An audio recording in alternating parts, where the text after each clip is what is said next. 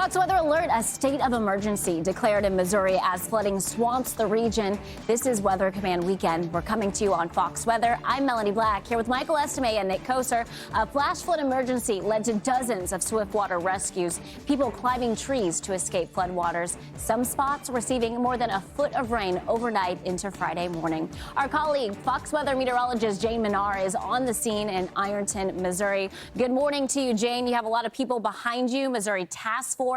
There were so many water rescues that unfolded yesterday, and the majority of those were children.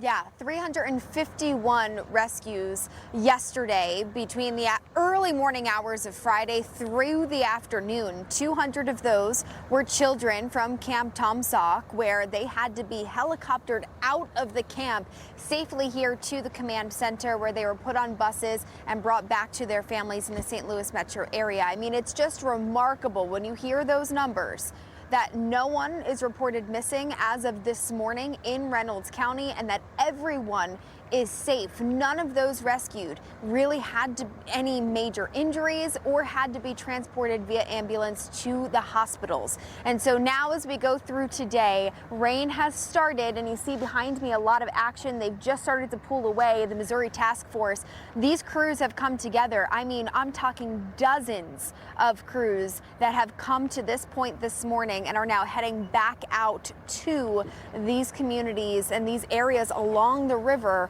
that were impacted by the floods. The waters have since receded. And so at this point now, and this is what I talked with officials about this morning, is that it was a really challenging day yesterday. Yes, we had the rain through the morning hours that started to taper off by the afternoon, but that water was so rough and there was so much debris that even for the rescuers, it was challenging. Take a listen to these officials from yesterday in their briefing. This flash flood event obviously occurred rapidly, and the personnel have been working exhaustively throughout the morning and today, making these rescues. As they continue to work, you will see there's video out there. A lot of our rescuers themselves found themselves in danger. A couple of our water patrolmen even had to be rescued themselves. So as these events continue to unfold, we will learn more information. So what we've learned is that there were 4 water boats that in fact were damaged, 2 popped, that sent some of those rescuers into the water. They were later picked up safely. And then 2 more that had mechanical issues. The propellers and the props at the back of these boats, with all of that debris churned up and how rough some of that water was, it did damage that rescue effort and those boats. So now as we go out today, the goal is essentially, as the waters receded, things have calmed down, is to comb over those areas yet again to make sure that everyone is truly accounted for and they assess some of that damage. So what you're watching behind me is a very active scene. I've got crews off to my right, or to my left, excuse me, that are also coming together. They've got these talks that they're, I'm sure, going through. Okay, this is going to be our plan of action. And then you have, of course, Missouri Task Force, these big trailers that are filled with water bottles and emergency supplies that these crews can come back and, re-up, but also to get them out to these areas safely.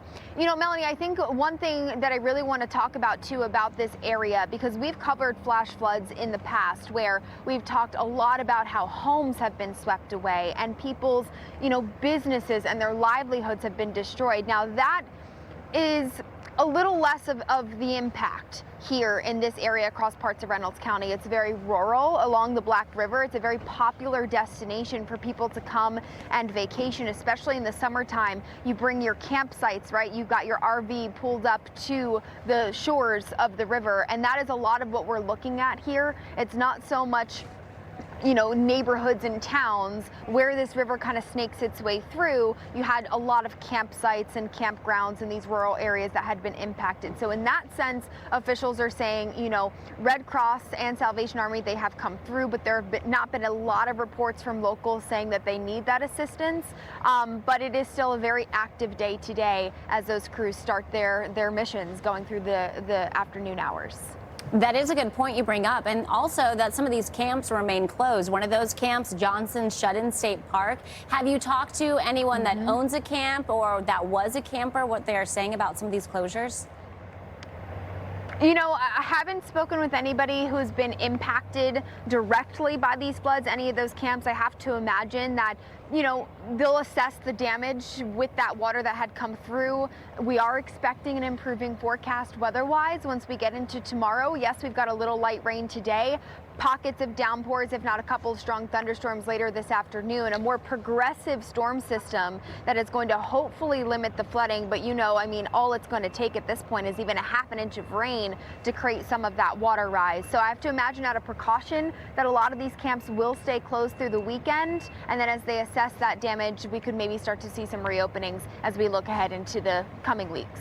But of course, the good news here is that despite the large number of water rescues, 351 that you mentioned, at this point, we know all of those people have been accounted for and those children have been safe. And I'm sure that those families are thinking, wow, these counselors are heroes that helped get them to safety. Can't even imagine. Truly, Jane, I mean, those calls came in at 2:30 in the morning, Melanie. I mean, in the dark of night is when this all really started to unfold. So what a blessing it is. And hopefully that's going to stay that way as we go through the day today. Exactly. Jane, thank you for your reporting.